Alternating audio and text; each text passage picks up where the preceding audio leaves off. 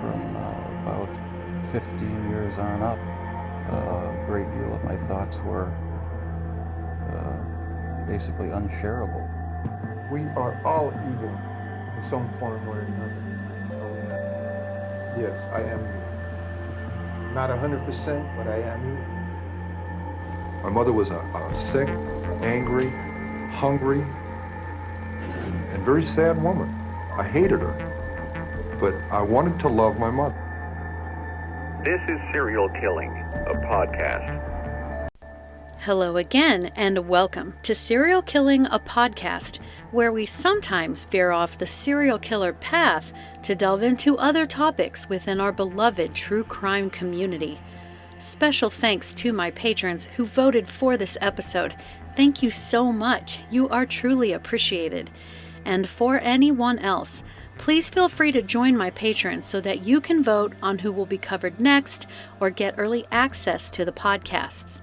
Like, share, and subscribe. It might just help our little community grow. So, today's podcast was voted for by patrons and will be on true crime science, psychopathy, and sociopathy, and the difference between the two. And this is an interesting subject because in all the years I have been studying human behavior, mental illness, and personality disorders, many sources seem to, quite frankly, fumble when it comes to the differences between these two. So today, we are going to tackle these two and get to the bottom of the differences. But first, we must start at the beginning.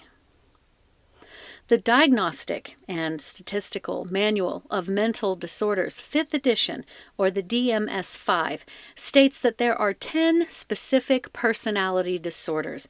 They are paranoid, schizoid, schizotypal, borderline, histrionic, narcissistic, avoidant, dependent, obsessive-compulsive, and then the one we will be discussing today, antisocial personality disorder. This disorder is defined in the DMS as, quote, a pattern of disregard for and violation of the rights of others, criminality, impulsivity, and a failure to learn from experience, end quote. Antisocial personality disorder is in what we call the cluster B group of personality disorders. As we've discussed before, cluster A includes paranoid, schizoid, and schizotypal personality disorders. Cluster C includes avoidant, dependent, and obsessive-compulsive personality disorders. But the cluster B group is the one that we in the true crime community seem to talk the most about: borderline, histrionic, narcissistic, and antisocial. According to the DSM, the essential feature of antisocial personality disorder is a pervasive pattern of disregard for and violation of the rights of others that begins in childhood or early adolescence and continues into adulthood. Deceit and manipulation are central features of ASPD. Individuals with ASPD frequently lack empathy and tend to be callous, cynical, and contemptuous of the feelings, rights, and sufferings of others. They may have an inflated and arrogant self-appraisal. In other words, they feel that ordinary work is beneath them, or they lack a realistic concern about their current problems or their future. They may be excessively opinionated, self-assured, or cocky.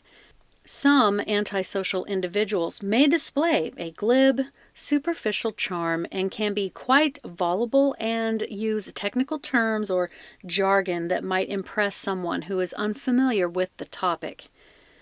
Now, moving sources from the DSM to another, we'll go with Psychology Today, and it describes ASPD as, quote, ingrained pattern of behavior in which individuals consistently disregard and violate the rights of others around them.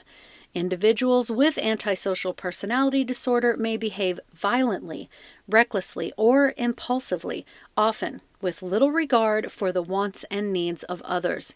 People with antisocial personality disorder may seem charming on the surface, but they are likely to be irritable and aggressive as well as irresponsible. Due to their manipulative tendencies, it may be difficult to tell whether they are lying or tell the truth. The diagnosis of antisocial personality disorder is not given to individuals under the age of 18, and this is key. However, ASPD symptoms will first appear in childhood or adolescence and may garner a diagnosis of conduct disorder during that time.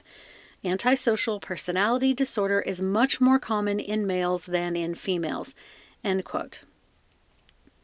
And yet a third source, coming from the American Psychiatric Association, quote, "People with antisocial personality disorder may repeatedly disregard or violate the rights of others, may lie, deceive or manipulate others, act impulsively, or disregard their or others' safety. They may have problems with drug or alcohol use. They may violate the law and typically show no remorse or guilt. While antisocial personality disorder is only diagnosed in adults aged 18 or older, individuals show signs earlier and may be diagnosed with conduct disorder as a child or teen. Long-term studies show that symptoms of antisocial personality disorder typically lessen as individuals age." End quote. So we see that the description of ASPD across sources seems to really match up pretty well. And it is true that this isn't diagnosed in individuals younger than 18. Below 18, it is most often diagnosed as conduct disorder, but ASPD and conduct disorder display supremely similar behaviors, and it is important to look at within this discussion.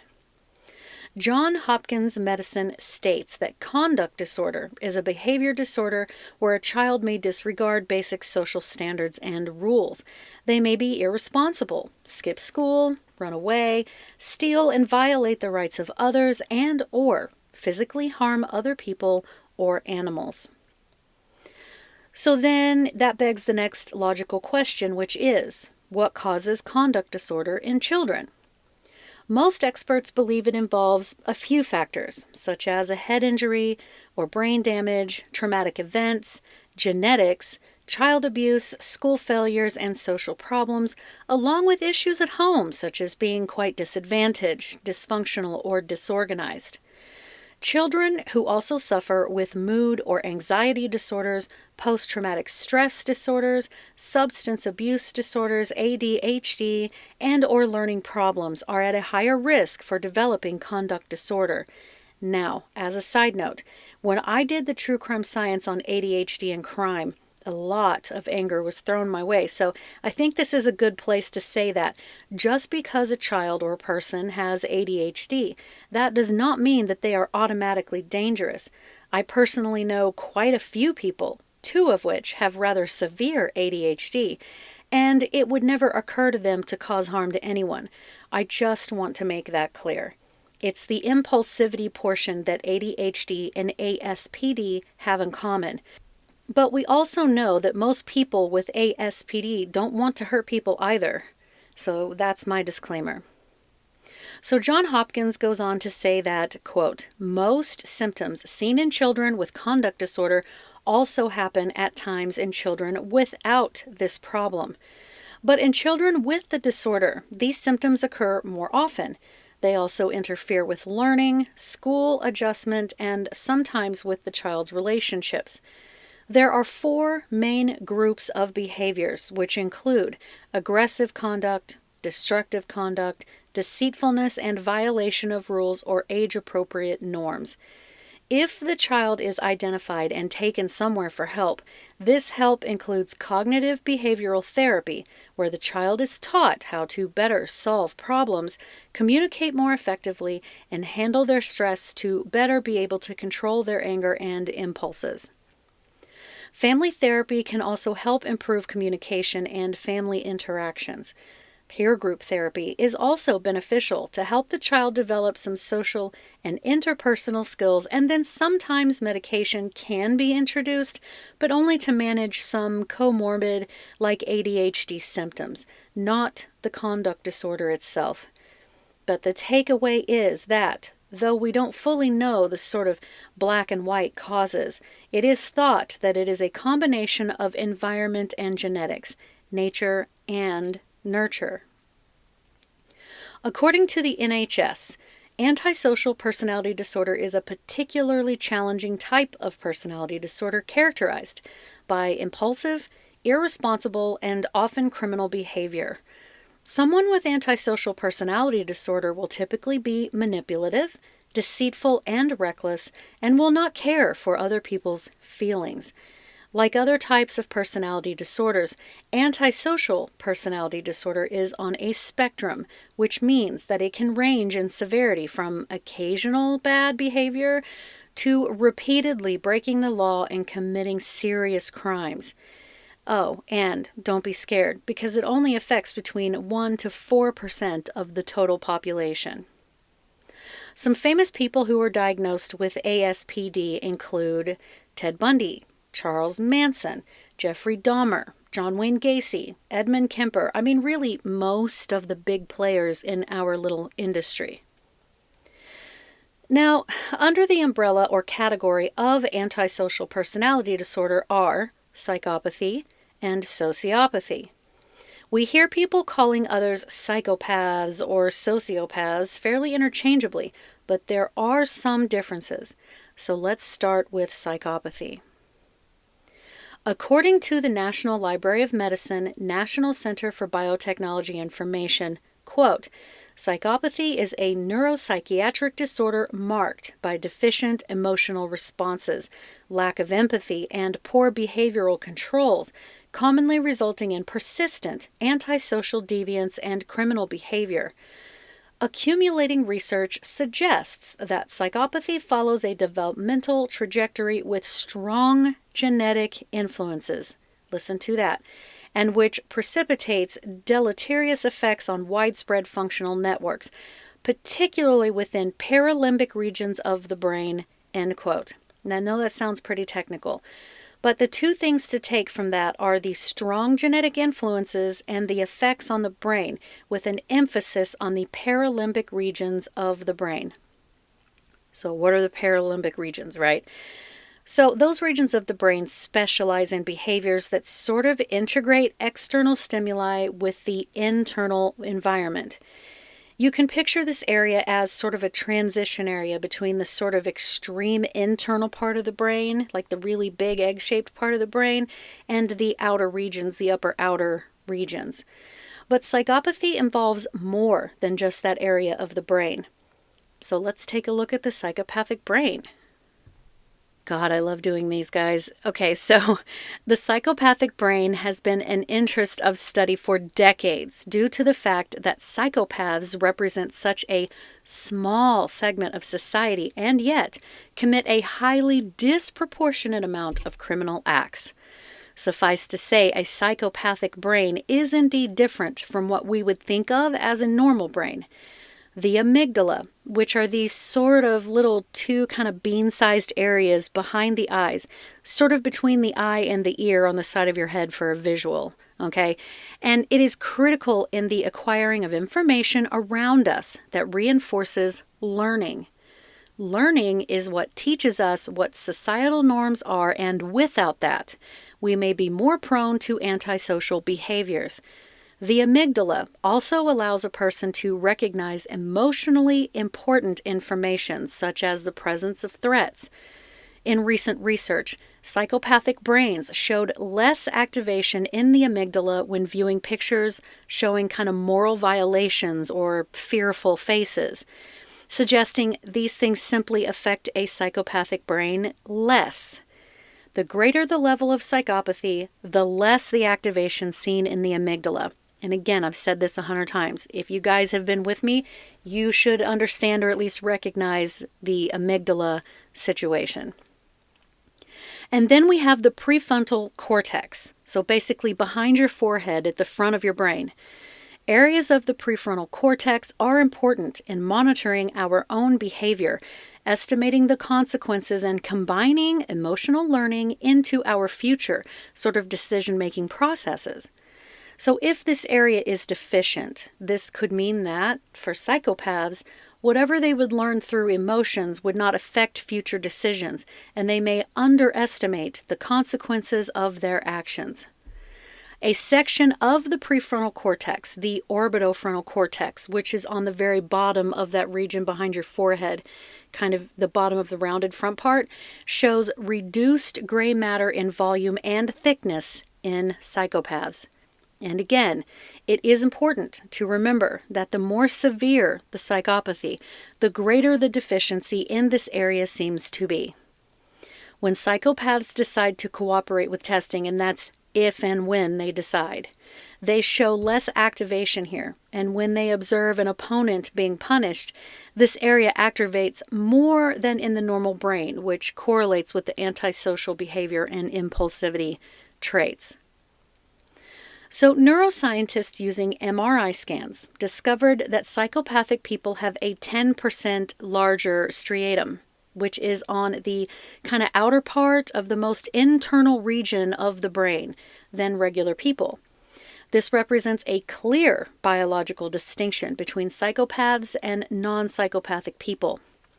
Neuroscientists from Nanyang Technological University, or NTU, Singapore, along with the University of Pennsylvania and California State University, have discovered a biological distinction between psychopaths and non-psychopaths. Using MRI scans, scientists discovered that the striatum was 10% bigger in psychopathic people compared to a control group of individuals with low or no psychopathic traits. These regions of the brain, the striatum that encompasses the whole cerebrum, coordinates numerous elements of cognition, including motor and action planning, decision-making, motivation, reinforcement, and reward perceptions. So researchers have linked having larger striatum to an increased need for stimulation through thrills and excitement, and a higher likelihood of impulsive behaviors. Oh, and this size difference holds true for males and females. In human development, the striatum typically becomes smaller as a child matures, suggesting that psychopathy could be related to differences in how the brain develops. And, of course, more research is needed. That's always the disclaimer, right? More research is needed. Another factor is head trauma. We're well aware of this, guys. According to an article written for sagejournals.com, quote, psychopathic traits and a history of traumatic brain injury, or TBI, are common among imprisoned individuals. Research has shown that history of a TBI significantly predicted callous, unemotional, and impulsive, irresponsible traits. Clinical implications suggest early intervention is needed to treat the potential long-term effects of TBIs and the development of psychopathic traits, end quote. Psychopathic behaviors are also associated with injury to the cerebral cortex, which regulates memory and self-awareness, and the frontal lobe, which is responsible for self-control and judgment. We talked about the prefrontal cortex. And this holds especially true for younger children who experience head trauma. Quite a bit of our, quite a few or fair amount of the people that we talk about in the true crime community did suffer head trauma as a child. And then when it comes to genetics, very little is known about the genetic and environmental structure of psychopathy, as it is incredibly hard to do the actual studies. We can review what is known about family background factors as predictors of psychopathic symptoms. Some studies suggest that psychopathic traits begin in early age, and they are partly heritable and are evident in childhood. Studies with twins have shown that callous unemotional traits, such as no sense of guilt or remorse, fearlessness, lack of affection, or unresponsiveness to punishment, appear to be moderately to strongly heritable. Recent genetic research suggests modest to high heritability of psychopathic traits, and we do know that genes play a significant role in the development of psychopathy. However, socialization and other environmental factors interact with genetics, so genes are not the only determinant in whether a person has psychopathic traits. As far as we know, there is no such thing as a, quote, psychopathy gene. But research tells us that psychopathy tends to run in families. Even if a parent does not have psychopathy, they may carry one or more genetic variants that increases the likelihood or the child's chances of developing psychopathy. And so, of course, you know that I will take any chance I can to rizz up Dr. James Fallon. He's my psychology nerd crush. He has studied the brains of psychopaths and the biological basis for behavior, and one of his specialties is to try to figure out how a killer's brain differs from ours. I'm going to get a little technical here, so bear with me, okay, guys? Stick with me. Along with studying brain scans, Dr. Fallon also tested for genes that are associated with violence. He specifically looked at 12 genes related to aggression and violence and hunted and dug until he locked in on the MAOA gene, the monoamine oxidase A. This gene, which I've talked about numerous times, is also known as the, quote, warrior gene because it plays a role in regulating serotonin in the brain. Its biological function is complex and multi-layered, helping to regulate mood, cognition, reward, learning, memory, and numerous physiological processes such as vomiting and vasoconstriction. But back to the warrior gene. Many scientists believe that if you have a variant of the warrior gene, which Dr. Fallon also says is a major violence gene, your brain won't respond to the calming effects of serotonin either. And this gene is sex-linked, meaning that it is only on the X chromosome. So guys, come on, take a walk with me and experience the light bulb moment I'm going to give you right now. Oh, I love this. The X chromosome, where this variant warrior gene resides, is inherited only through the mother. So when two parents have a daughter, she gets 2 X chromosomes, one from the mother and one from the father. So if this variant is hanging out in the mother's kind of genetic code, so to speak, it can be sort of diluted down with the X chromosome from the father. But if the parents have a son, the son inherits the X chromosome and thus the variant warrior gene. But he inherits the Y chromosome from his father, so that dilution factor is just not there like it is with the daughter. And this, my friends, this is believed to be why there are, by far and wide, more psychopathic killers who are male. I know, absorb it. I know, it blew my mind too. Just soak it up, you're so welcome. And if you really pay attention to the stories behind a lot of these serial killers I've covered, you will see a sort of pattern with sons and mothers.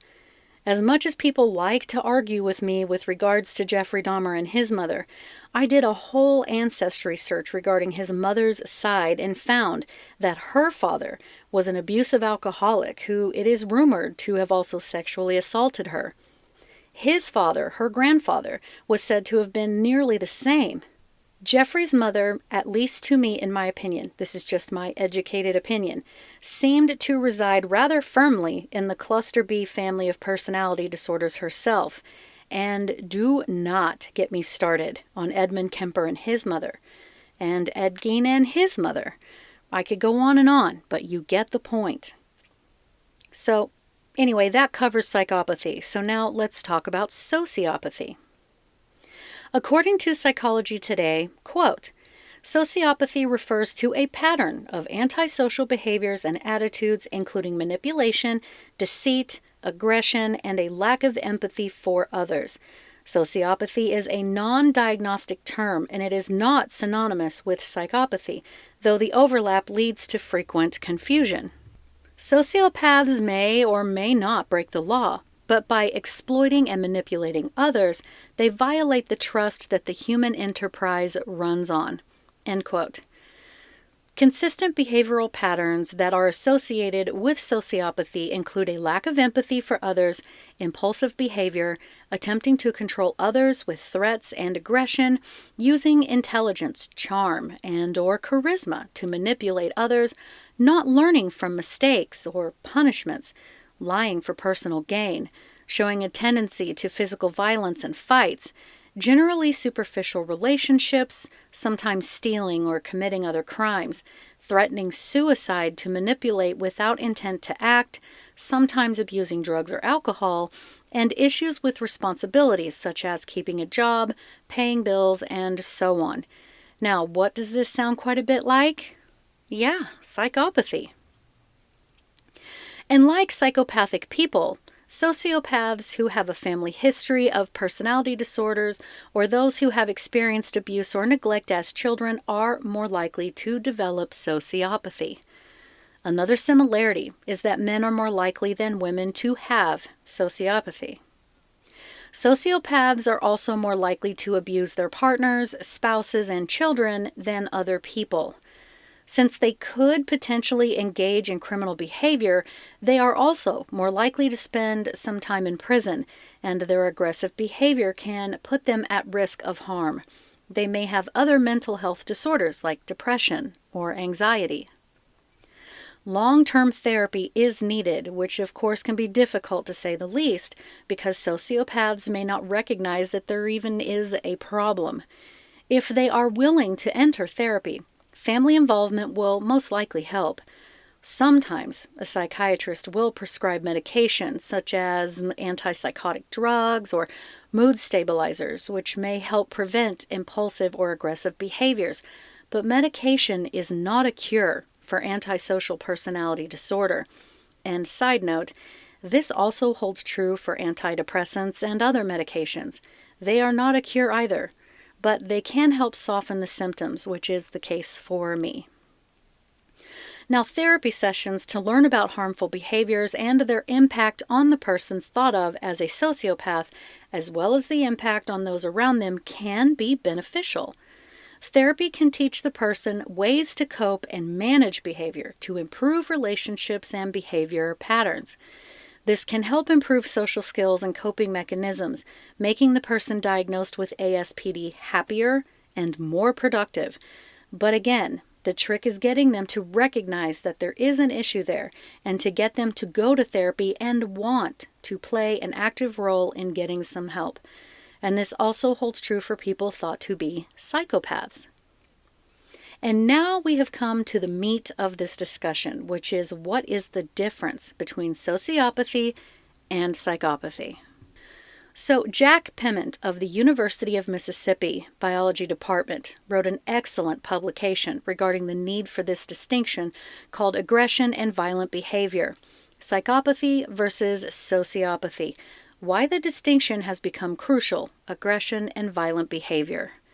That was a mouthful. And it says, quote, "The terms psychopath and sociopath are often used interchangeably, but there appears to be some hesitance by researchers in the many disciplines comprising criminology to continue this trend. The problem seems to be that as research has advanced in studies of psychopathy, which is the more common of the two terms, psychopathy now commands a much more specific definition, and this is what alienates it from its estranged cousin, sociopathy. As language can serve to hinder or confound research, it is crucial that these terms take their proper place in brain science." End quote. Mr. Pement presents how the two terms are currently used in neuroscience and psychology and suggests how research in sociopathy should progress. As I said before, society uses both terms kind of interchangeably. Calling someone a psychopath or sociopath in common conversation happens all the time, and we all know both are used to describe people who appear to display the behaviors of these two terms. Psychopathy means the individual will have no empathy or sense of morality among a number of other traits. Sociopathy, on the other hand, is indicative of having some sense of morality and a developed conscience, but the sense of right and wrong is not that of the parent culture. So the empathy circuit proposed by Baron Cohen consists of 10 regions, all with a valuable role in empathy, which represents our ability to understand another's emotional disposition. It allows neuroscience to be able to join in discussions of morality. Some of the regions mentioned are areas that failed to develop in the psychopath. These regions include certain areas of the frontal cortex, the ACC, and the amygdala. We can logically see that psychopaths who have no sense of morality have compromised areas in the empathy circuit. If sociopaths do have a sense of morality, then it would be crucial to know how their brain compares to psychopaths. And many physicians and neuroscientists refer to sociopathy in terms of acquired sociopathy, which is usually when a brain injury or dementia in the frontal lobe or lobes results in antisocial behavior. You've all heard of the case of Phineas Gage, right? He worked on the railroad in the 1800s. There was an explosion that happened on the job site, and this huge metal spike just shot up through his head, through his frontal lobe. He survived. It is believed that the rod pierced through his ventromedial prefrontal cortex. But then after the accident, he went from being a responsible worker to an irresponsible, profane person who displayed an uncharacteristic indifference to the social rules of his time. It is this kind of personality change caused by damage to the frontal lobe that defines acquired sociopathy. Psychopathy research has been thorough, and the term has taken on an incredible amount of meaning because psychopathy is a developmental disorder that is associated with specific kinds of behavior. Next, if we use the definition that sociopaths have a sense of morality, we have to allow for brain differences that are not present in the psychopath. And last, acquired sociopathy, which is very different from psychopathy, seems to be satisfied by the mere presence of antisocial behavior brought about by lesions, both from trauma and surgery, or dementia, displays traits of impulsivity, risk-taking, and violence. A psychopath is a person who has ASPD characterized by a lack of regard for the rights and feelings of others, controlled and manipulative behavior, the absence of shame, and an inability to form emotional relationships. Both disorders have an antisocial deviance domain, right? But characteristics such as shallowness, callousness, lack of empathy, and emotional detachment are uniquely psychopathic traits. Research has shown that psychopathy is highly correlated with abnormal brain activity that is a product of both genetics and very early developmental problems. The current belief is that psychopathy generally comes from genetic factors, such as parts of the brain not developing fully along with environmental factors, while sociopathy results from an interruption in personality development by abuse or trauma in childhood. So although this is not completely accurate, it's mostly accurate, it's slightly flawed. The oversimplified way that I personally think about the differences is that psychopaths are the nature side and sociopaths are the nurture side. Psychopaths are born with the ability and through negative environmental abuse, neglect, etc., make them what they are. Whereas sociopaths are born normal, but through environmental issues and possible traumas become what they are. Again, super oversimplified, but it's kind of a generalized way to look at it. Psychopaths are born, sociopaths are made. Kind of. So, I hope this has given you some insight into the differences between the two, which reside under the umbrella, again, of antisocial personality disorder. Guys, I've really enjoyed this one. I think these might be one of my favorites. And if you weren't able to join the live on YouTube, I have put together a giveaway if we can get the Facebook fan page to 500 members, which includes a physical copy of my favorite true crime book, a serial killing t-shirt with a thumbnail on it, a personal thank you note from me, and I'll throw in some small goodies. There will be other giveaways as we hit other milestones. But most importantly, as always, thank you guys so much for listening, because I know you could be listening to anyone else, but you chose me, and I really appreciate that. Thank you so much, guys. Have a great day. Anybody who killed more than 2 or 3 people was a mass murderer, and whether it was all at one place or over an extended period of time, and then in the early 80s they came up with this differentiation called serial killing.